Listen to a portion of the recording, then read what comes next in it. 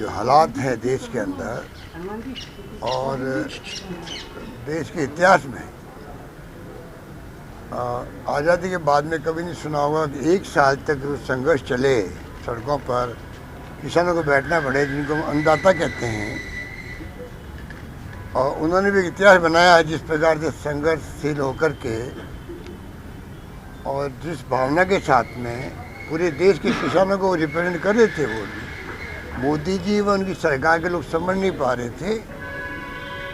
जो बॉर्डर पे लोग बैठे हुए थे, पंजाब बॉर्डर हो, हरियाणा बॉर्डर हो, राजस्थान बॉर्डर हो, पर वो किसान एक प्रकार से पूरे देश के किसानों को रिप्रेजेंट कर रहे थे, उनकी भावनाओं को रिप्रेजेंट कर रहे थे।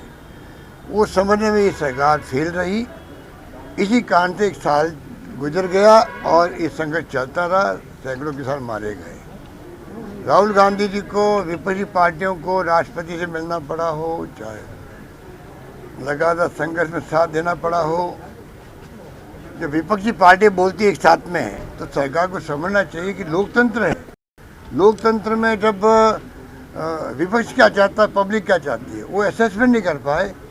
और जैसा कि इनके प्रकृति के अंदर है, ये अहम घमंड में रहे और प्रधानमंत्री जी को मजबूर होके आना पड़ा, देशवासियों को संदेश देना पड़ा।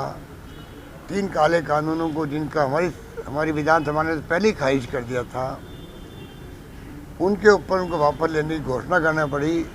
ये मैं समझता हूँ देश के किसानों की बहुत भारी शानदार विजय है।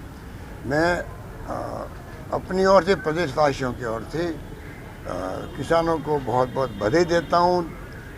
उनके संघर्ष के व्यक्तित्व को सलाम करता हूँ और उम्मीद करता हूँ ये एकता जो किसानों की बनी है, ये अन्नदाता है। और भविष्य में भी सरकार, जैसा भी अध्यक्ष जी कह रहे थे, जो वादे इनसे किए हुए हैं उस पर ज़्यादा ध्यान देगी।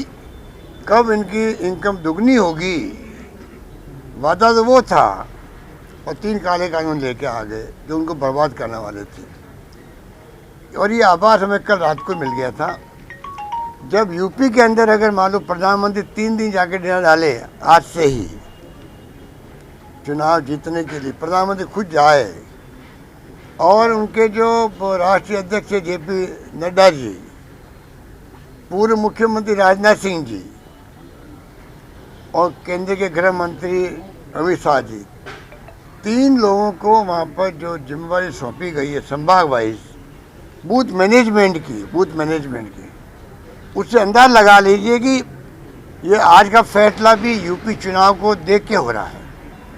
उनको मालूम है कि अगर यूपी में चुनाव हार गए तो फिर 24 के अंदर इनको सपने आएंगे कामयाब होने के अंदर। ये एहसास इनको है भली भांति।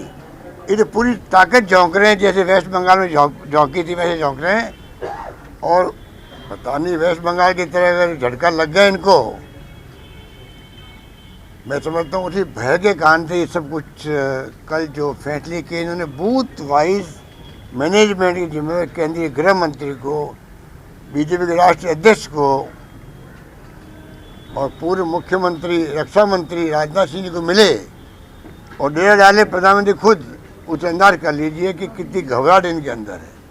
वो घबराहट का परिणाम है कि इनको आज ये फैसला करना पड़ा है। जैसे इन्होंने 5 रुपये 10 रुपये कम किए थे पेट्रोल डीजल के अंदर, वो भी जब इन्होंने देखा कि जेपी नड्डा जी का खुद का राज्य है हिमाचल प्रदेश, 4 सीटें वहाँ पर, लोकसभा की 1 सीट, 3 सीट विधानसभा की, सफाया हो गया।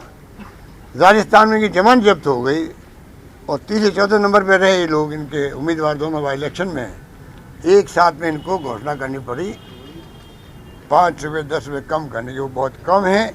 आज ये मांग करते हैं, महंगाई की मार बहुत भारी है देश के अंदर, बहुत भारी है। बेरोजगारी बहुत भयंकर बढ़ती जा रही है, नौजवानों में आक्रोश है, क्योंकि 3/4 की आबादी नौजवानों की है। जिस पर राजस्थान सरकार नौकरियों का रास्ता खोल चुकी है, लगभग 1 लाख नौकरी दे चुकी है और 70,000 नौकरियों का कार्य चल रहा है, प्रोसेस चल रहा है। उसी प्रकार से भारत सरकार को आगे आना चाहिए, मेरा मानना है। महंगाई की मार बहुत भयंकर, इनको 10 रुपये 15 रुपये और कम करने चाहिए। ये कम करेंगे तो हमारे 3,500 करोड़ रुपये और कम होंगे हमारे, वो में मंजूर है। पब्लिक इंटरेस्ट में महंगाई कम हो, ये बहुत बड़ा मुद्दा है। मैं मोदी जी को कहना चाहूँगा कि आप इस बात को समझो और समय रहते हुए अभी और आप फैसला करो।